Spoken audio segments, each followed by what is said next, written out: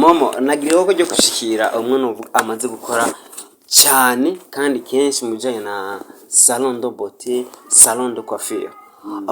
Hariho ibintu biza biravugwa mu bantu biba biri mu mitwe yabo, ariko dukeneye ko n'abantu bumva yuko vyoba ari byo canke atari byo.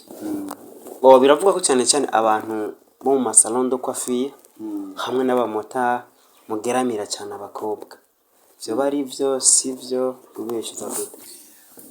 Jewe ivyo ndumva ntabwo nogira comment ku bandi, reka jewe nivuge kubwiwanje n'abandi mukorana kubona ko mubona abo turi kumwe ngaha, kugira ngo nimba ari ivyo ahandi bumve ko ari ivyo nimba atari ivyo babirinde, ivyo atari ivyo naho bibeshize. Birashobora kuba ari ivyo mugenzi, birashobora kuba ari ivyo bivanye n'umuntu, burya kamere y'umuntu urumva. Je kubwiwanje, reka nkubwire kubwiwanje, jewe n'abakiriya banje benshi bambwira ngo we mu uzogira mariage na banki. Kubera ko je ndakunda amahera, ndabivuze ndakunda amahera mon frère, ndakunda amahera sivyo, kandi ndazi gituma ndayakunda ko nayakunze inzu niroriho. Bambwira ngo mu uzogira mariage na banki, urumva akona kandi ndakwiriye.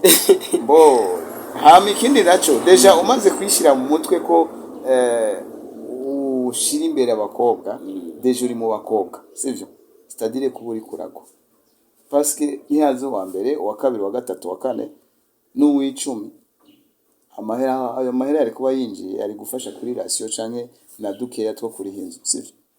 No kuvuga ngo rero muzokwiriga ubusa, wa mukozi wawe ntazo kwiyanganira kuri gubusa. Cyo ari kintu cambere je nari Imana ndavuga ati ninjiza amahera ntayinjiza, twebwe dutegerezwa gufungura. Urumva kuko wishinzara hari byinshi uba wishe mu gwanko rwabo muri kumwe muri communauté sivyo.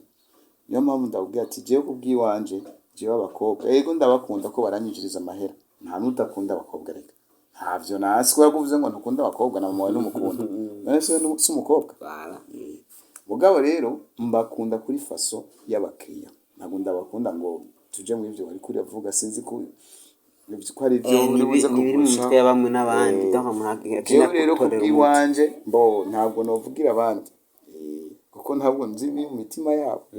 Mugaje kubwiwanje ntabwo yaturazi n'abakiriya bambwira ngo nzogira mariage na banki, kubera ko nkunda amahera, muganya nkunda mu buryo bwemewe, apana kuyiba canke guca hariya na hariya ngo ngira ndayaronke no. Je ndakunda nayaciye amahera yiwanje, urumva bisigura ko rero mu gihe wewe umboje question yawe ndakwishura ibijanye n'ivyiwanje. Hama bajya nabo namba babikora je sais pas, abo bataximeni, abo motari ni nabo bakoferi bandi ukuri ntabwo no bavugira gusa biravugwa ariko buri muntu akamere yiwe nuko umuntu nishaba kiba caramuzanye. Hari uzavuga ati ngiye gutesa mugabo wavuza abajournaliste, wavuza abamotari, abakoferi cyane n'abataximeni, ariko kwiwibagiye kuvuga abari ba makaraoke, ukibaga kuvuga aba DJ, ukibaga kuvuga abajournaliste, kandi aho Yesu rimwe narabiciyemo ndabizi. Urumva uze kuvuga rero byo muri salon de beauté, yego haraza abamama abakobwa beza vraiment ku mice yose, abinzobe birabura abaki, mugabo babaje gukoresha imitwe. Bisigura ko aje bituca tuja mu ivyo no bisigura jewe kubwiwanje umukiriya je ndaryoherwa ko nibo bantunze n'ababosi banje. Ariko rero umaze kuvuga ngo uje mu ivyo akazi kaba kakunaniye.